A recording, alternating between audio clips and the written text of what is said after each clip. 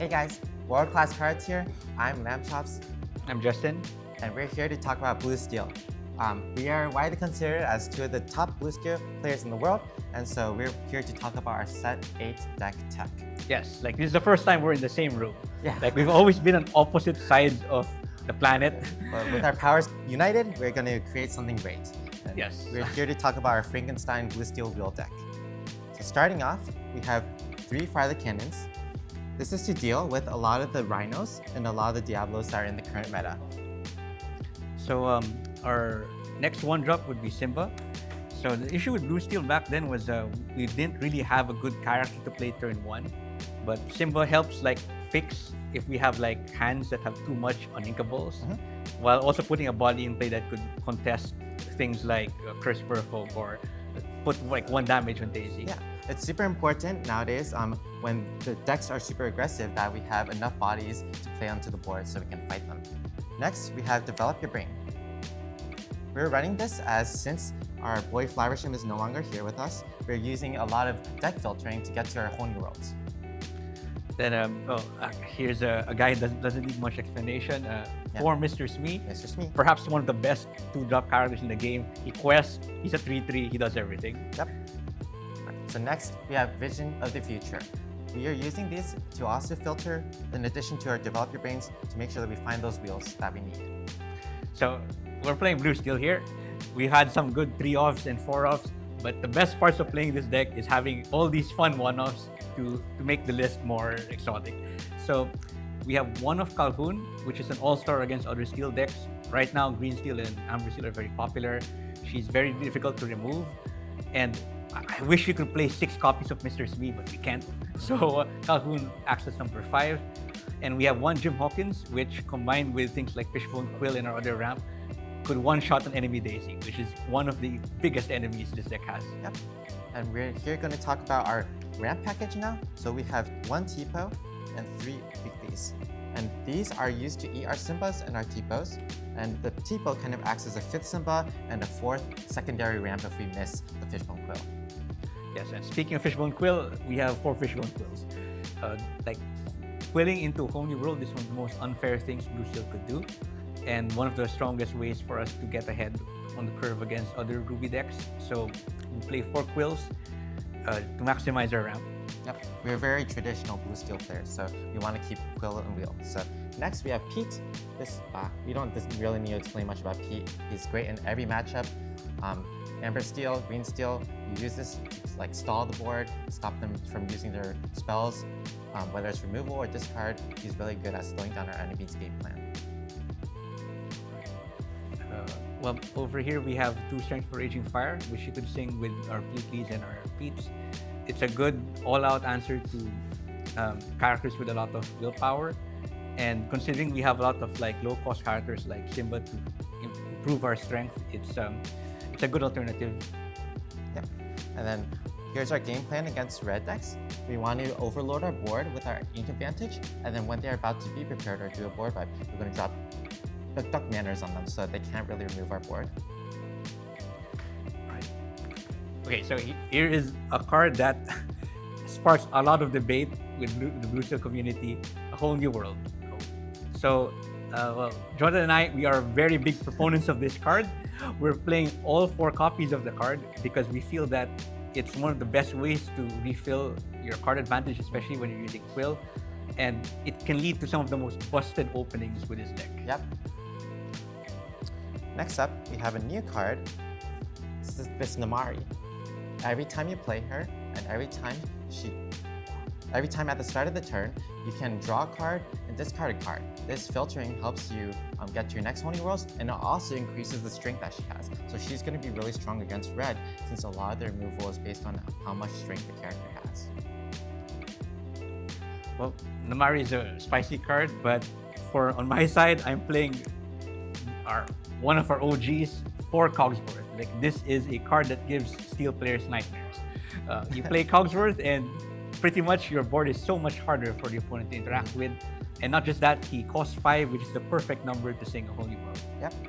Cogsworth is going to help protect our Namaris and another character we see later on from Zeus's. Next up, our removal spell grab your swords. We're going to use this to combo with Tinkerbell, which you'll see later, in order to get big board wipes. Okay, here's a personal favorite of mine. 4 copies of our favorite sad boy, Beast Tragic Hero. So the Beast is something that usually I'd play after a Cogsworth, just so that he doesn't get blown up by Zeus. And if left uncontested on the board, the Beast could effectively draw us cards when we don't have things like a whole new world to refill our hand. Wait, we're running out of space on the mat.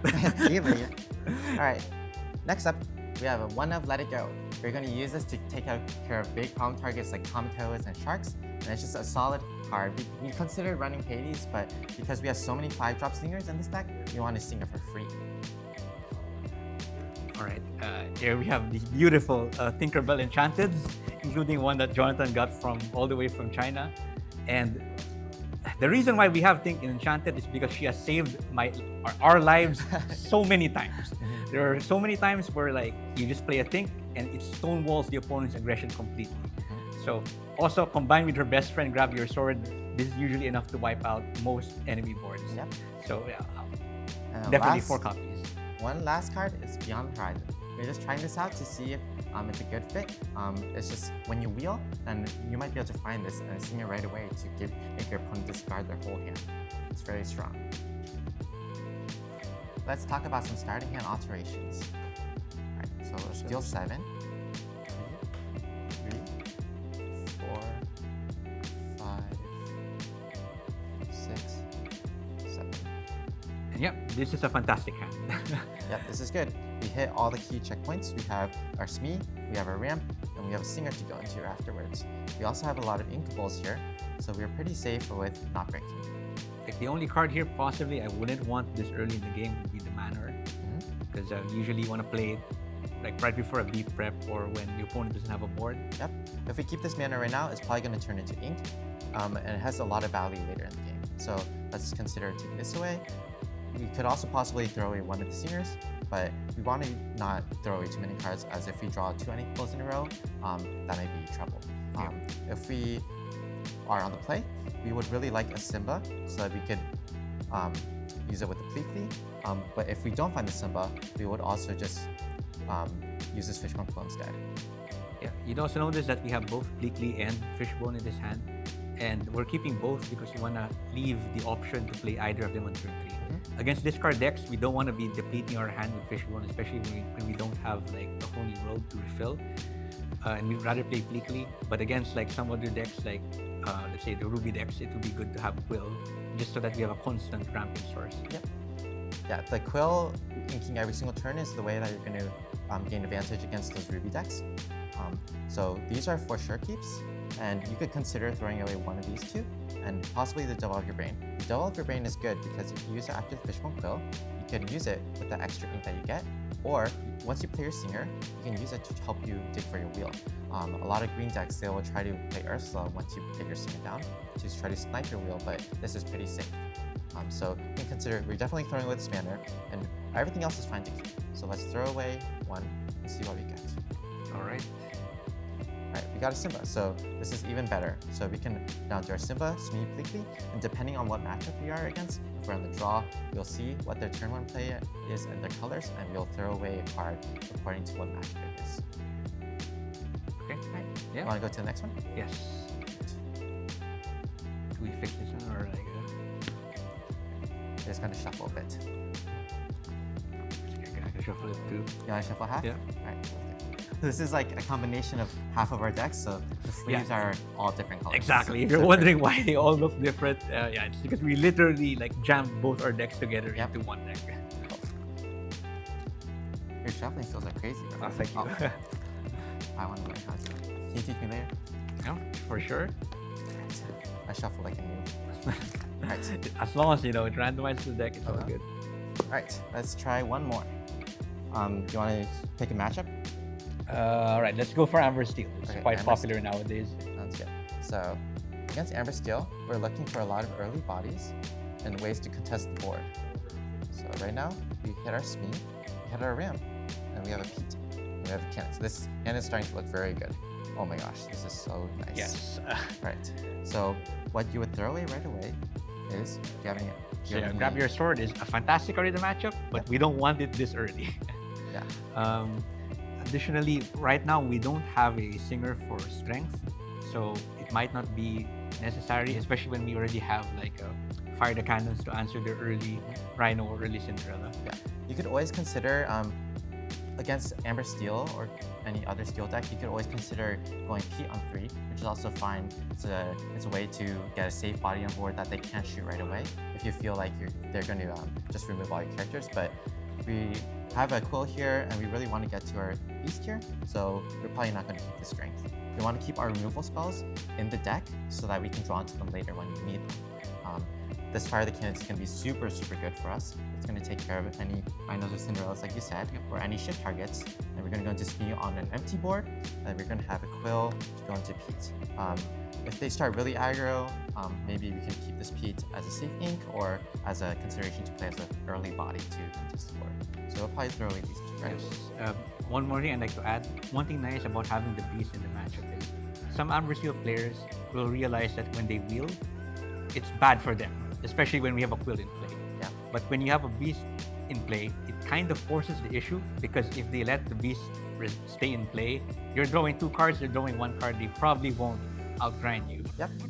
So the ways that we can improve this hand is we would probably look for like Simba Smee Bleakly, which we already have the Smee here, or we could look for a Cogsworth. The Cogsworth is going to be really good. But since we already have the Fire the Cannons, if we're on the draw or on the play, the Fire the Cannons is a lot better on the draw. But we want to find those on the play options. So we're going to toss 2 cards, and then we will draw 2. Tinkerbell and Bleakly. Okay, yeah, those are pretty good pickups. Yeah, so you can always go into this Tinkerbell with the Quill straight away with playing these 3, but you have to be careful about your hand size. If you use this Fire the Cannons too early and you're on the play, you won't have enough cards in hand in order to get to the Tinkerbell. So you have to be careful about that. We have 2 options for ramp, which is really nice with Smee. If you're on the draw, then you can hit with Smee, and then you can also Bleakly it so that they don't get Rapunzel value. That's really important to keep in mind. But this hand looks pretty good against Amber Steel. Yeah, I'd be pretty happy going to Amber Steel with a hand like this. One last consideration you can think about is you can go Smee into Pete, and then next turn you can go swing in, Cannons, and then Bleakly on turn 4 to go onto turn 5 Tinkerbell and take out an X4 with Bleakly. It's really good. All right, thank you for watching our deck tech. Well, I'd like to give a shout out to our sponsor, World Class Cards. And if you want to find us on socials, you can find me on X as Dr. J. Cillier. And you can find me at Lamb Chops TCG. Thank you. Yeah, Bye-bye. thank you. Bye.